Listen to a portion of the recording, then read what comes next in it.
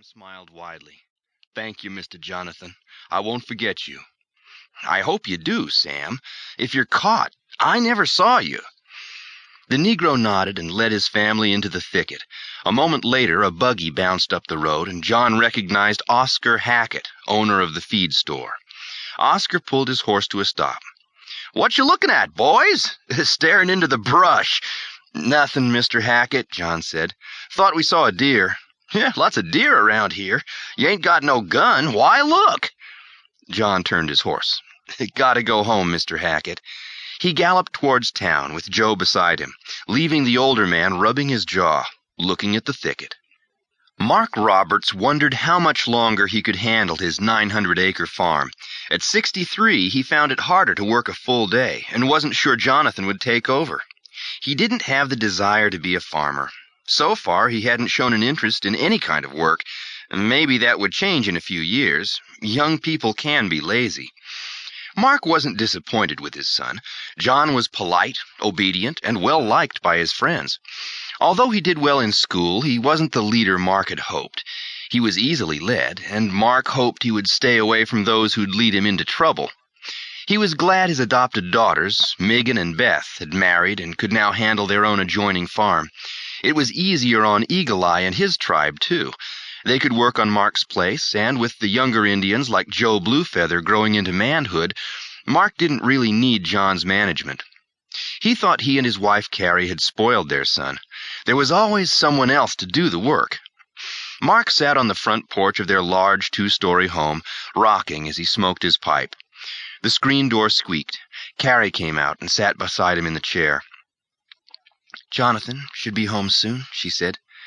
"Maybelle has dinner about ready." Mark blew a smoke ring. "We won't wait for him. He and Joe rode off this morning. He'll be hungry. What's Maybelle cooking tonight?" "Roast beef, potatoes, and corn. Smells good."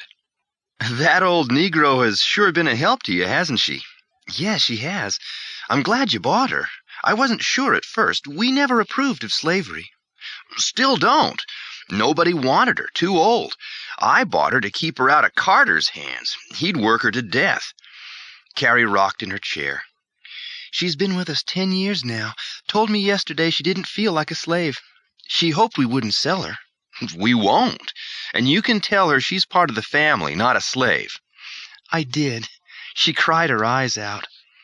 Mark sat up, putting his pipe down. "Here come those 2 kids now. Joe's turning off on the trail into the woods going home." Mark put his horse in the corral and was in the house a short time later. He didn't tell his parents about the escaping slaves or meeting the returning raiders. His father had warned him about both, but he seldom paid attention to such warnings.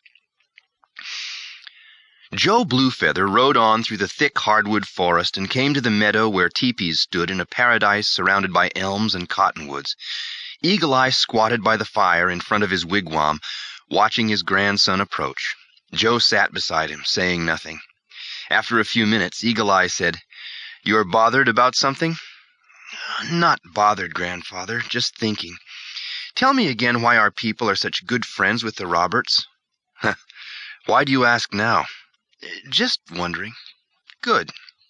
You're growing up. You want answers. I will tell you. Before you were born, Mark and Carrie came to the plateau when the town was new. He had nothing. Carrie's father had many acres. Her father and mother were killed by Paiutes. Now she had land, but was alone. She brought 2 little girls with her. Their parents, too, were killed, and they had inherited the land next to hers. No one to work it. Mark and Carrie married, adopted Megan and Beth. We live on part of that land." "Did you buy it from them?" "No. They gave us 100 acres from each." 200 acres? Just gave it to you?" "Be quiet, little one. You talk too much. We traded our labor to help build their home and work the land. Mark Roberts now pays us from the crops he sells to bluecoat soldiers. We have our own land. He has steady workers. You work now. You're old enough. Make a little money." Joe snapped. "I've already been working. You have me work the land." Eagle Eye smiled. "Because you have asked, you are now a man. You will get your share.